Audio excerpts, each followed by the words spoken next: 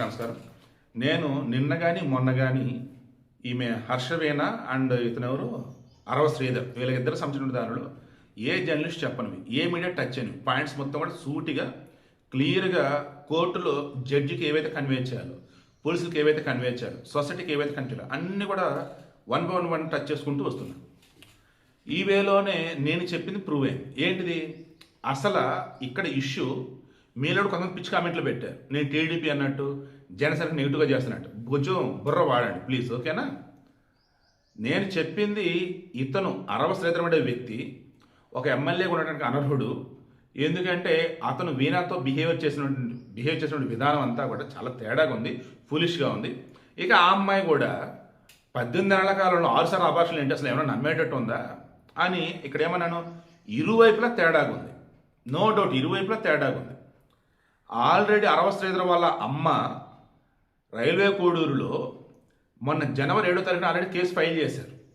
ఇప్పుడు దానికి సంబంధించి విచారణ ఫాస్టప్ చేశారు. వాళ్ళు ఏమని కేసు ఫైల్ చేశారు, ఈమె భర్తకు దూరంగా ఉంటున్నానని చెప్తూ, సివిల్స్ ప్రిపేర్ అవ్వాలని చెప్తూ, మా అబ్బాయి ఎస్సీ కాబట్టి ఆమె కూడా ఎస్సీ కాబట్టి అలా దగ్గర అయ్యి సివిల్స్ ప్రిపేర్ అవుతాను అన్నప్పుడు కోఆపరేషన్ అమ్మంటే పంపిస్తే ఢిల్లీ వెళ్ళి ప్రిపేర్ అయ్యి వచ్చి బట్ అవ్వలేదని చెప్పేసి అన్నప్పుడు, గవర్నమెంట్ ఆల్రెడీ ఎంప్లాయ్గా ఉన్నాం కదా చేసుకోమని అంటున్నప్పుడు, అలా ఎమ్మెల్యే మా అబ్బాయి శ్రీధర్కి అండ్ మాకు బాగా క్లోజు, మమ్మ ఈరోజు గెలవడానికి కారణం ఏంటి రూపానంద రెడ్డి గారికి, అతను టీడీపీ ఇన్ఛార్జ్. సో మాకు సన్నిహితంగా దగ్గరగా క్లోజ్గా మూవ్ అవుతూ వచ్చింది. మొన్న అకస్మాత్తుగా ఈమెకు ఒకసారి మెంటల్ బ్యాలెన్స్ ఉండదు. ఆమె మొన్న మధ్య నైట్ ఇలా రోడ్డు మీద కనిపిస్తే పోలీసులు చూసి ఎవరు నువ్వు ఏం ఉన్నావంటే పలానోళ్ళ పర్సన్ అంటే వాళ్ళు ఇంటికి తీసుకొచ్చి వదిలిపెట్టి మాకు అప్డేట్ ఇచ్చారు. ఆమె సైకలాజికల్గా తేడా అండ్ ఆమె భర్త మునినాగిరెడ్డి వాంటెడ్గా స్కెచ్ చేసి హనీ ట్రాప్లకు మా అబ్బాయిని దించి 25 కోట్లు డిమాండ్ చేస్తున్నారు. ఇప్పుడు అవన్నీ బయటకు వచ్చేసరికి అదే కాదు మమ్మల్ని వేధిస్తున్నాడంటూ వాళ్ళు హడావుడి చేస్తున్నారు. ఇక్కడ ఆ అమ్మాయి వాంటెడ్గా మా అబ్బాయిని ట్రాప్ చేసింది, మా అబ్బాయిని బెదిరించి డబ్బులు వసూలు చేయాలని చూస్తున్నారు ఆమె భర్త అంటూ వాళ్ళ కేసు. ఈమె కేసు ఏంటి, నన్ను లైంగికంగా వాడుకున్నాడు, అబార్షన్ కూడా చేయించాడు అంది. తీరా అబార్షన్ ఎక్కడ చేయించావు ఏంటి ఒక ఆసుపత్రి పేరు చెప్పింది. ఆ డాక్టర్ ఏమో ఓరు బాబు మా సంబంధం లేదా బాబు, మేమేం అబార్షన్ చేయలేదని వాళ్ళు అన్నారు. ఇప్పుడు అసలు 6 సార్లు అబార్షన్ ఎక్కడ చేయించుకున్నావు, ఇన్నిసార్లు అబార్షన్ చేయించుకుంటూ నువ్వు ఎలా ఉన్నావు, లైక్ ఈ వేలో డిస్కషన్ అనమాట. పోలీసులు కానీ బయట మీడియా కానీ లాయర్ కానీ ఎవరైనా ఏమంటున్నారంటే ఈమె తప్పు మీద తప్పు చేసింది అండ్ ఈమె ఇతను బెదిరించడం కావచ్చు, వాళ్ళ అమ్మాయి చెప్పి సైకలాజికల్గా తేడా ఉండడం కావచ్చు, లేదన్నప్పుడు ఎవరికి తెలియకుండా శ్రీధర్ కనుక ఏదైనా చేసి కనుకున్నట్టయితే వాటిని బయట పెట్టాలన్నటువంటి తాపత్రయం కావచ్చు ఈ అమ్మాయిది. సో ఆమె సైడ్ నుంచి కేసు ఉంది, ఇతని సైడ్ అన్నప్పుడు వాళ్ళ అమ్మకి ఆల్రెడీ కేసు పెట్టింది శ్రీధర్ వాళ్ళ అమ్మ. 2 కేసులు కూడా పోలీసులు ఫాలోఅప్ చేసి తప్పెవరిది ఒప్పెవరిదని తేల్చినట్టయితే అప్పుడు నిజాలు బయటకు వస్తాయి. ఈ మొత్తంలో నేను చెప్పింది ఏంటిది, నో రాజకీయ party, okay, no political agenda, it's purely Veena and Sridhar వీళ్ళ మధ్య జరిగిన విషయం. ఇది తప్ప వేరేది కాదు. ఇక్కడ కావాలని శవరాజకీయం చేయడానికి, కావాలని ఆడ మనిషిని అడ్డు పెట్టుకొని నీచంగా గొర్రెగా మాట్లాడుతూ ఈ జగన్ అండ్ వైసీపీలు ఎంత నీచంగా దిగజారుతున్నారంటే, ఆ అమ్మాయి చెప్పింది కదా, పవన్ కళ్యాణ్ గారు చాలా మంచివారు, ఆయన లేడీస్ రెస్పెక్ట్ ఇస్తాడు, ఆయన మంచి చేస్తున్న నమ్మకం నాకుంది, దయచేసి ఆయన ఇన్వాల్వ్ చేయొద్దు, జనసేనని ఇన్వాల్వ్ చేయొద్దు. ఎందుకంటే నేను చెప్పిన గుర్తుందా, మొదట అతను ముక్కవారపల్లి సర్పంచ్గా గెలిచాడు రూపానంద రెడ్డి సపోర్ట్తో. ఈయన రూపానంద రెడ్డి గారు ఏం చేస్తున్నారు, మరలా వేరే క్యాండిడేట్ను ఫైనల్ చేసినా ఆయన కాదని పక్కన పెట్టి రైల్వే కోడూరు ఎమ్మెల్యేగా ఈ శ్రీధర్ నించోబెట్టారు. ఎలా, వైసీపీకి రాజీనామా చేసి. ఈ రూపానంద రెడ్డి కూడా ఈయన ఎక్కడి నుంచి వచ్చినాడు, ఈయన వైసీపీ నుంచి వచ్చినాడు. వీళ్ళిద్దరూ ఫ్రమ్ వైసీపీ 2024 ముందు. ఆ తర్వాత ఒక ఆయన టీడీపీకి రూపానంద రెడ్డి, ఏదో జనసేనకు వచ్చాడు.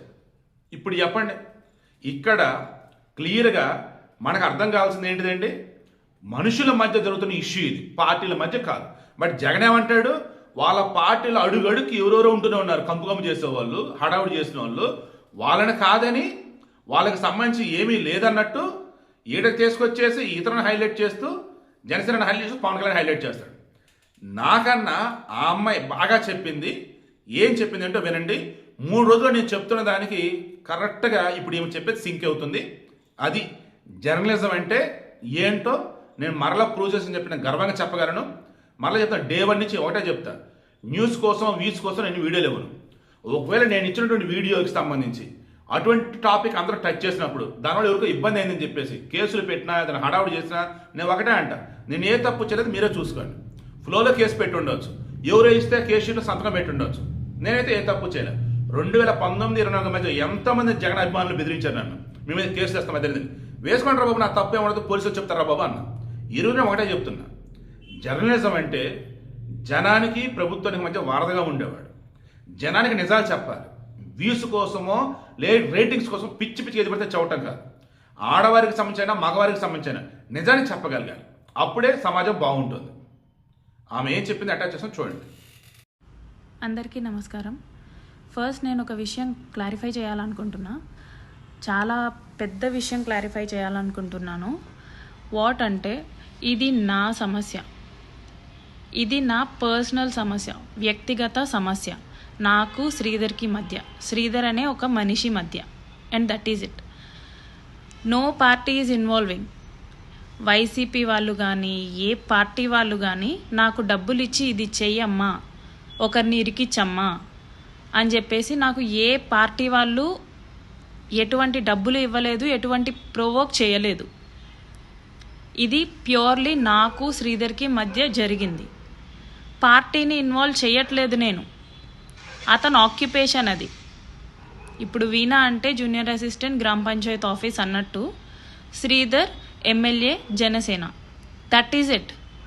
అక్కడ అతని పేరు జనసేన అనేసి వస్తుంది తప్ప జనసేన తప్పు కాదు. జనసేనది ఎలా తప్పు అవుతుందండి?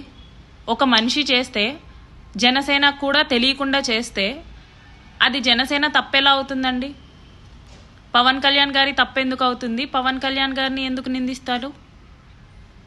నేను చెప్పలేదే నిందించమని చెప్పి, నేనెవ్వరికి వకాలత్ కూడా ఇవ్వలేదు.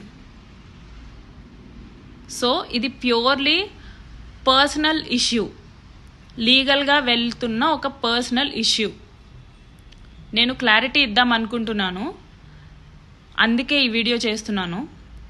ప్రత్యేకంగా అన్ని రాజకీయ పార్టీ వాళ్ళకి, రూలింగ్ పార్టీ వాళ్ళకి, అపోజిషన్ పార్టీ వాళ్ళకి, ఇది ప్యూర్లీ ఒక personal issue between a men and women, అంతే. మీరు అలాగే చూడండి, పార్టీలని ఇన్వాల్వ్ చెయ్యకండి. నేను అయితే పార్టీని ఇన్వాల్వ్ చెయ్యలేదు, నేను అతన్ని మాత్రమే, that single person I'm involving, అంతే. అండ్ ఇంకొకటి, పవన్ కళ్యాణ్ గారు, మీకు శ్రీధర్ ఎంతో నేను కూడా అంతే అండి. అతను మీ పార్టీ అయితే నేను మీ డిపార్ట్మెంట్ అండి. నేను మిమ్మల్ని ఎన్ని విధాలుగా అప్రోచ్ అవ్వాలని చూశానో నాకు తెలుసు. నేను మిమ్మల్ని ఎన్ని విధాలుగా అప్రోచ్ అవ్వాలని పడిన కష్టం నాకు తెలుసండి. అది జరగకపోయేసరికి ఇలా బయట పెట్టాల్సి వచ్చింది. అది కూడా మీ దగ్గరికి చేరుతుందని చెప్పేసే బయట పెట్టాల్సి వచ్చింది. ఎందుకంటే నేను మిమ్మల్ని కాంటాక్ట్ అయ్యే పద్ధతిలో ప్రకారంలో ప్రాసెస్లో, నేను మిమ్మల్ని కాంటాక్ట్ అయ్యే ప్రాసెస్లో మీ వాళ్ళు మీకు ఏం కన్వే చేస్తున్నారో అనేది నాకు తెలీదు. నేనైతే మీ వాళ్ళని కాంటాక్ట్ అయ్యాను టు డైరెక్ట్లీ మీట్ యూ. వాళ్ళు మీకు ఏమి కన్వే చేస్తున్నారో, కన్వే చేస్తుంది ట్రూతా కాదో నాకు తెలీదు. కానీ నేనైతే చాలా ఘోరంగా ట్రై చేశానండి మిమ్మల్ని కలవడానికి. ఎందుకంటే ఇది స్ప్రెడ్ అవ్వకూడదు అన్న ఒక ఉద్దేశంతో, మీరు పెద్దవాళ్ళు కాబట్టి, నేను మీ డిపార్ట్మెంట్, అతను మీ పార్టీ కాబట్టి మీరు చూసుకుంటారు అతన్ని అని చెప్పేసి నేను మిమ్మల్ని అప్రోచ్ అవ్వాలనుకున్నాను. కానీ అన్ఫార్చునేట్లీ అసలు నాకు కల్పించలేదు chance. So sorry for that. You should ask your team అండి, ఈ అమ్మాయి మిమ్మల్ని అప్రోచ్ అయిందా లేదా.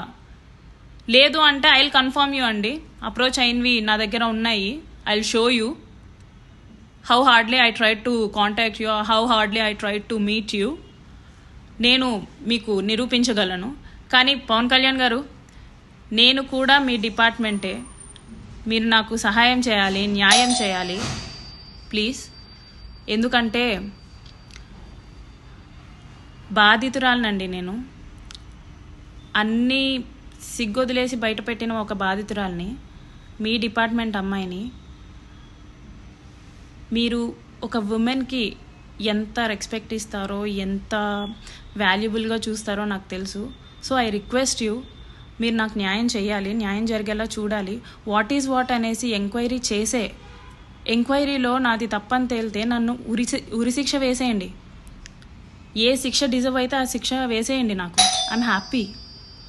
కానీ ప్లీజ్ నాకైతే న్యాయం చేయండి పవన్ కళ్యాణ్ గారు. అండ్ నో పొలిటికల్ అండి, no politics in this. I request every single person, don't do politics in this issue. This is purely personal. Thank you.